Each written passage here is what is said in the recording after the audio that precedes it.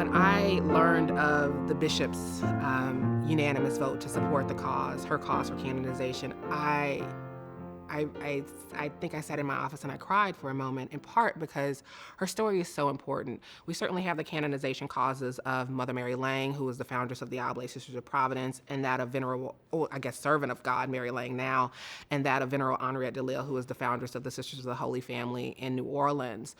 Thea's potential canonization sort of brings that story from the 19th century into the 20th century. She is a member of that generation of Black Catholic teenagers who desegregate the nation's historically white sisterhoods after World War II. She was actually 15 when she left home for La Crosse, Wisconsin in 1953, 1 year before the Brown decision.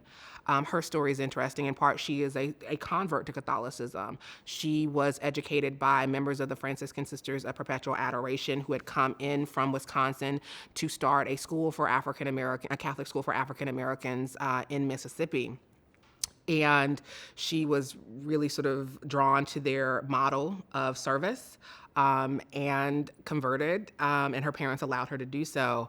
And that she also felt called to the charism of that particular community. And so when she felt the call to religious life and had to tell her parents, there was certainly some trepidation that they felt.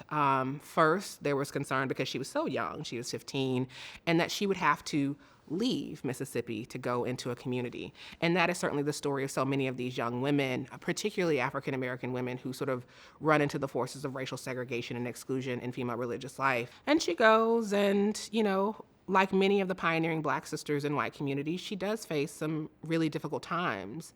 We know from her oral testimonies and sort of written records that, she is subjected to verbal abuse. She has this bright personality. Anyone can tell you that about Thea. Sometimes she had the propensity for sort of breaking out in song, and that was sort of, thoroughly pushed out of her for a time. And indeed, many of the members of the community have even admitted that they sort of made mistakes with her, that they were attempting to transform her into a Southern white Wisconsin woman, right? That they were attempting to suppress in her what had made her sort of valuable to religious life. And so she endures, like so many pioneering sisters did in those times. And she is someone who is committed to championing sort of the cultural, intellectual, and spiritual gifts of the African American community. She helps to found the Institute for Black Catholic Studies at Xavier University in Louisiana.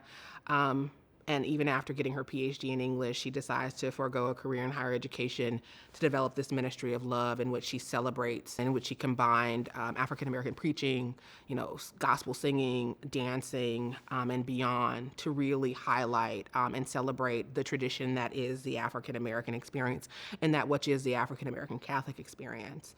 She's calling for support of the church.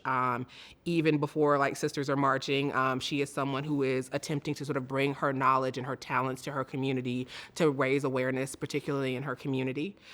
We also know that in the early 60s, after she becomes professed, that she goes and works in the movement in Mississippi. She's also someone who is going to be sent to Pittsburgh in 1968 to represent her community at the founding meeting of the National Black Sisters Conference. During that time, she had also been in Washington, D.C., beginning to pursue her graduate studies.